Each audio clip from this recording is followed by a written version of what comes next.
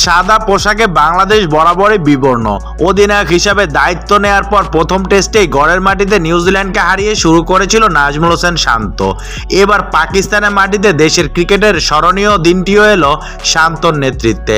রাওয়ালপিন্ডিতে অনুষ্ঠিত 2 টেস্ট সিরিজে স্বাগতিকদের 2-0 ব্যবধানে হারিয়ে সিরিজ জিতল বাংলাদেশ। ঐতিহাসিক সিরিজ জয়ের পর পুরস্কার বিতরণী মঞ্চে দাঁড়িয়ে নাজমুল হোসেন শান্তর চোখ পরবর্তী টেস্ট সিরিজে। সেই সঙ্গে সাকিব মিরাজদের ক্রেডিট দিলেন। পরবর্তী সিরিজ খুবই গুরুত্বপূর্ণ এবং এই জয়ে আমাদের প্রচুর আত্মবিশ্বাস জুগিয়েছে। মুশফিক ও সাকিবের কাছে প্রচুর অভিজ্ঞতা আছে এবং সেটা ভারত সিরিজে গুরুত্বপূর্ণ। এমন কন্ডিশনে মিরাজ যেভাবে বল করে 5 উইকেট নিল তা খুবই অসাধারণ। আশা করি ভারতের বিপক্ষেও সে একই কাজ করবে। পেসারদের প্রশংসায় শান্ত বলেন, এই জয়ের মানেটা বিশাল। এর অনুভূতি ভাষায় প্রকাশ করতে পারবো না। আমি সত্যি খুশি। আমরা এখানে জয়ের খোঁজে ছিলাম এবং যেভাবে সবাই নিজেদের কাজ করলো তাতে আমি খুবই খুশি।